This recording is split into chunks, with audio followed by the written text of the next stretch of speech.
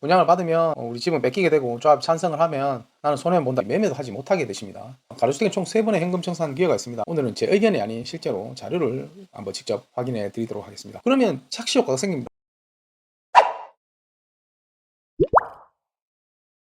네, 안녕하십니까. 재개발, 재건축, 가로주택, 지역주택 조합 컨텐츠 알쏭달쏭 부동산 시간이 다시 돌아왔습니다. 조합원에 가입하지 않고 현금 청산을 선택하시는 분들이 계시죠. 왜 현금 청산을 선택하실까요? 현금 청산이 유리하다고 판단하셨기 때문이죠.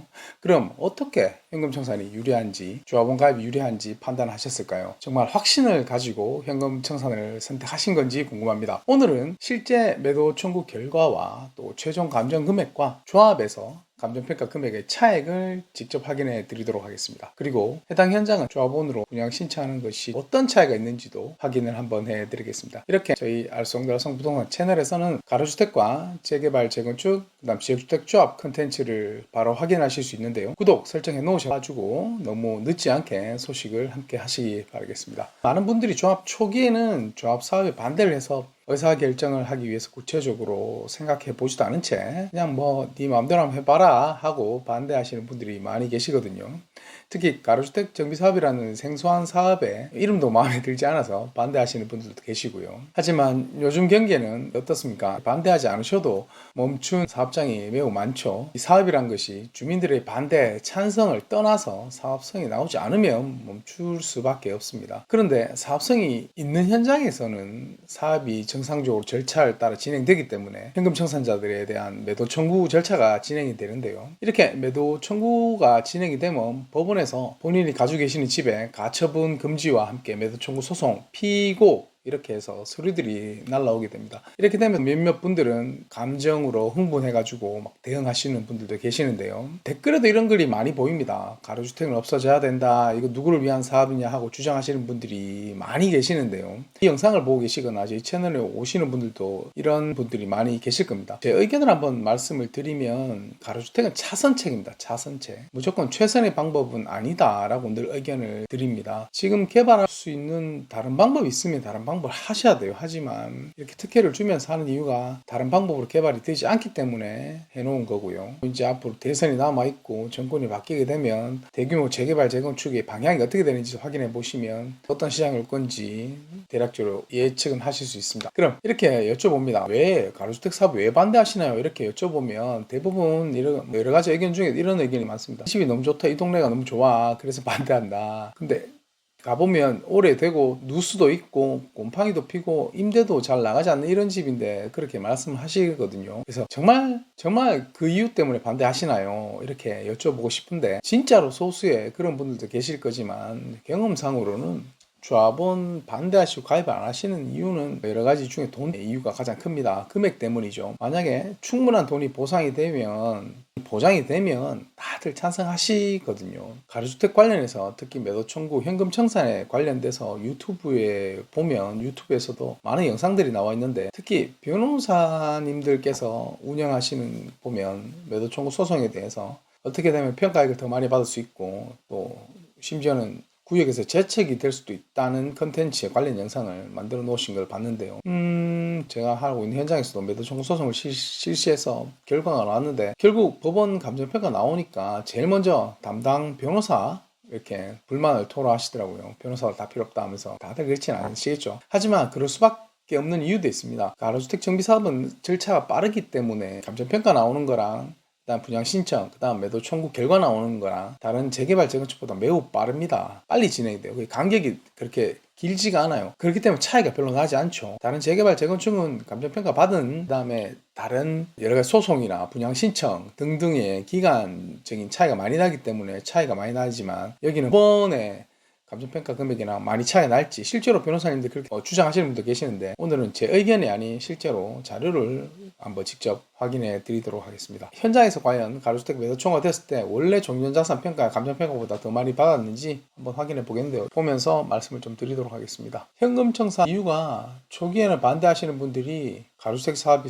생소해서 그러신 분들을 제일 많이 봤었고요. 그리고 보상되는 금액 때문에 반대를 하십니다. 그래서 현금 청산을 하시기도 하죠. 분양을 받으면 우리 집은 뺏기게 되고 조합이 찬성을 하면 나는 손해만 본다 이런 생각 때문인데, 사실 가로주택 정비 사업은 반대하시더라도 다 조합원이시기 때문에 조금 다른 경우도 있을 수 있습니다. 이제 그런 부분 선택하시는 이유이긴 한데, 만약에 내가 선택해야 된다면 이런 부분 다시 한번 감안을 하셔서 선택하시길 바라고요. 그리고 실제로 매도 청구를 해보면 법원에서 가처분 금지하고 매도 청구 소송 피고로 서류가 발송이 되는데요. 받기 전에는 대수롭지 않게 너희들이 뭐 하겠어 이렇게 하지만, 이렇게 되면 상당히 곤란하시게 됩니다. 특히 더 이상의 조합원 가입이 힘든 경우, 조합원 분양 신청이 끝나면 더 이상의 조합원으로 가입하실 수가 없게 되는데, 그때는 법원에서 가처분 금지가 되기 때문에 현금 청산 안 되기 전까지 매매도 하지 못하게 되십니다. 그렇기 때문에 신중하게 결정하셔야 되는 이유고요. 그 다음에 법원에서 감정평가를 실시하죠. 소송을 진행한 경우, 응대하실 경우에 한해서 법원에서 지정된 감정평가사가 나와서 하게 됩니다. 그리고 판결 결과가 나오게 되는데, 저희 쪽은 사업이 빨리 진행이 돼서 그런지 현실과 또 기대 눈높이가 맞지 않으셨는지 조금 실망하시는 부분들이 많이 계셨어요. 저희들이 실제로 이 정도 금액이 나왔거든요. 이렇게 그래프로 보셔도 아실 수 있으시겠지만은 별 차이가 없죠. 조합의 감정평가와 법원 감정평가. 근데 소유자의 기대치는 엄청나게 크게 됩니다. 뭐 11억 이상 나오셨던 거고, 실제로 법원 감정평가, 조합원 감정평가가 어땠는지 한번 확인을 해봐 드리겠습니다. 개인정보는 좀 지웠고요. 이게 왼쪽 부분이 감정평가 금액인데, 네. 이게 종전자산 금액인데요.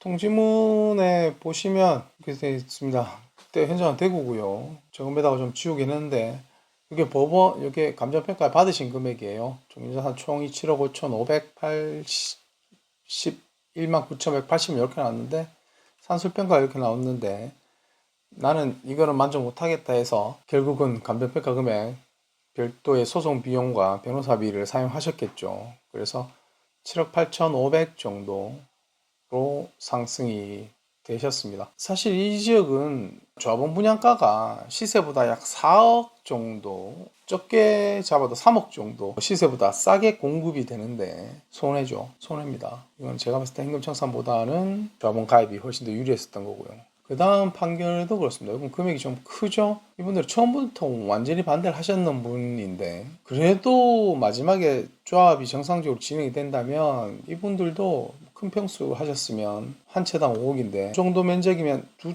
채, 작게는 세 채 가야 되는데 1 플러스 1으로 하시든지, 두 채 받으셨으면 두 채 차이만 해도 최소 3억, 한 채당 3억이면 6억 정도 차이가 나요. 그렇다면 실제로 소유자 기대 금액이 너무 크기 때문에 하기야 뭐 그래도 현금 청산보다는 좀 낫지 않았나 이런 생각을 해봅니다. 이분도 마찬가지인데요. 17억 2,900이 나왔는데 변호사 사용하셔가지고 적극적으로 많이 했는데, 법원 감정평가 여기 보면 기준가치 시장가치로 한다 하고 작성이 나왔는데, 이게 19억 정도, 크게 만족스러워하지 않으신 금액이 나왔죠. 특별한 방법이 있다고 하시면은 뭐라 말씀을 못 드리겠지만 이런 결과가 확인이 되었습니다. 그래서 현금 청산하면서 이런 생각을 해봤는데요. 사실은 조합이 정상적으로 완공이 돼야 현금 청산이 가능합니다. 무슨 뜻이냐? 현금 청산, 실제로 현금 청산이 필요하신 분이 계셔요. 나는 집은 필요 없고 팔리지도 않는데 현금 청산하고 싶다. 그러면 조합이 정상적으로 진행이 되면 지금보다 더 많은 가격을 받으실 수 있죠.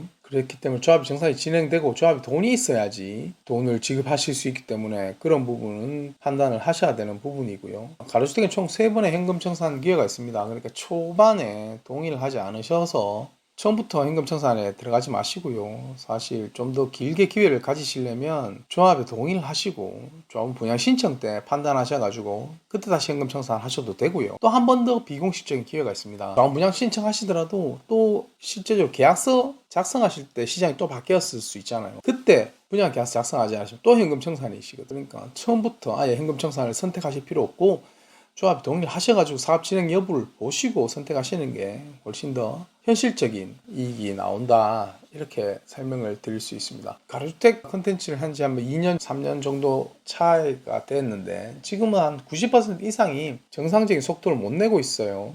그러면 과연 누가 손해를 받느냐? 돈을 쓰고 사업비 누가 내는 하지만 아무도 안 내시거든요. 그 업체가 손실을 보는 겁니다. 심지어 허그에서도 손실이 보죠. 조합원들이 표면적으로 경제적인 손실은 없습니다, 실제로. 그런데 개발이 안 되면서 재산적 손실은 분명히 있으실 거예요. 그런 부분 반드시 기억해 두셔야 됩니다. 모아타운도 마찬가지로 가로주택 정비 사업이고, 대구에 종상향해서 통개발하는 것도 결국은 가로구역, 도로를 그냥 둔 상태에서밖에 개발을 할 수가 없습니다. 마치 전체가 다 개발되는 것처럼 말씀을 하시는데 그렇게 하긴 불가능하죠. 왜냐하면 여러 가지 조례 같은 게 묶여져 있습니다. 지역주택조합도 1세대 이상 건립하시려고 하면 서로 2차선, 4차선 물어야 되는 규정이 있거든요. 그 규정에 관계없이 그냥 화가가 그린 그림처럼 몇 세대 이렇게 해서 모집하실 수 있는데 불가능해서 그렇게 나옵니다. 조금은 아이러니한데요. 재개발 가로주택 이렇게 비교해서 하면 가로주택이 무조건 안 좋다 이런 말씀하시는 분이 많이 계시거든요. 그리고 또 가로주택은 무조건 하면 안 된다, 재개발 재건축도 시행사만 돈 벌어간다. 사실 시행사는 없습니다. 이런 부분이 있는데 시간적 차이가 왜 착시 효과가 일어나냐 하면, 제가 수성구 범호동 지역의 재개발 재건축 자료를 정리를 하다 보니까 비슷하게 공사비도 들어가고 지역도 비슷한데 비료율이 엄청 높아요. 재개발 단지가 비례율의 평당 가액이 약 2배 정도 차이 났습니다. 그러니까 재개발 지역은 평당 1,500, 1,200 이런 평균 금액이고 평당 대지가, 그 다음에 최근 했는 소규모는 평당이 거의 1,700만 원 이렇게 넘어가요. 그러면 어떻습니까? 예전에 감정평가를 했기 때문에 비례율이 상당히 높죠. 그러면 착시 효과가 생깁니다. 재개발 재건축은 이렇게 비례율이 높은데 너네들 이렇게 낮아? 그러니까 너 사업성이 좋지 않은 거 아니야? 이렇게 판단하시는데 그거 아닙니다. 재개발 재건축은 그 비례율의 기준이 되는 종전자산평가의 평가 시점이 오래돼서 그래요. 그래서 감정평가가 나오면 불만 많으셔가지고 막 소리 지르고 반대하시지 않습니까? 그럼 시간이 지나면 뭐지? 시세가 오르니까 비율이 높아져서 그때서 또 시작하는 거예요. 그러니까 재개발이라고 해서 좋고 가로주택이라서 안 좋고 그런 게 아닙니다. 어디나 사업성은 주변 환경에 따라 달라지는 겁니다. 그 부분 반드시 확인을 해 놓으셔야 되고, 사실 결론이라 할 건 없죠. 절대적인 정답은 없다인데 조금 전에 보여드렸던 현금 청산, 법원 감정평가 받으신 내역 보시면 생각보다는 가로주택 정비 사업에는 차이가 별로 나지 않습니다. 그게 가로주택 정비 사업의 특징이라고 볼 수 있죠. 왜냐? 관리처분 사업 시행인과 동시에 진행되니까 시점을 줄어들면 아무리 편파적이라고 생각하실 수 있는데 감평사가 편파적으로 한다 한들 불과 1년 이내에 감정평가 금액이 그렇게 달라질 수가 있겠습니까? 불가능하죠. 그래서 제가 오늘 말씀드리고 싶은 거는 소송 비용 쓰지 마시고 3번의 기회, 아까 말씀드렸죠. 그 기회를 충분히 마련하셔서 미리 처음부터 현금 청산자가 되어가지고 바꿀 수 있는 기회를 놓치지 말자, 이 말씀을 반드시 해드리고 싶고, 또 사업이 빨리 진행되는 곳은 생각보다 시점 차이가 별로 크지 않기 때문에, 그러니까 법원 감정평가와 실제 조합의 자산평가 차이가 그렇게 크지 않았다, 이 말씀을 한번 확인해 드리고 싶고요. 어떻게든 지금은 부동산 시장에서 새 집으로 갈아타셔야 됩니다. 새 집이 아닌 거는 개발이 언제 되더라도 분담금이 없이 그냥 공짜로 받을 수 있는 시대는 없기 때문에 그렇습니다. 점점 더 요즘 힘이 좀 들긴 하는데요. 조합 사업도 그렇고 조합을 열심히 해도 요즘 사람들의 기준이 내가 얼마나 많고 부자의 기준을 다른 사람보다 얼마나 많고 많이 버느냐, 그런 기준으로 삼으시는 것 같아요. 조합원들 자기들 이익을 받는 거는 당연한 거고, 조합 때문에 돈을 벌어가는, 이건 우리 때문에 돈 벌어가는데 또 불만을 가지시고 열심히 불만을 토로하시는 분들이 많습니다. 똑같은 사업성 분석을 조합원들에게 해드리면 당연하다고 생각하시고, 투자자들 분들한테 해드리면 감사하다는 말이 돌아오곤 합니다. 무료도 아니고 유료로 해드리는데도 마음가짐에 따라서 확연히 차이가 나는 시대에 살고 있는 것 같습니다. 오늘 현금 청산과 매도 청구 그리고 조합원 분양 신청이 어떠한 차이가 있는지 가로주택 정비 사업 현장의 실제적인 감정평가서를 보시면서 확인해 드렸는데요. 도움이 되셨는지 모르겠습니다. 오늘 여기까지 하고요. 다음에 좀 더 좋은 컨텐츠로 또 찾아뵙도록 하겠습니다. 감사합니다.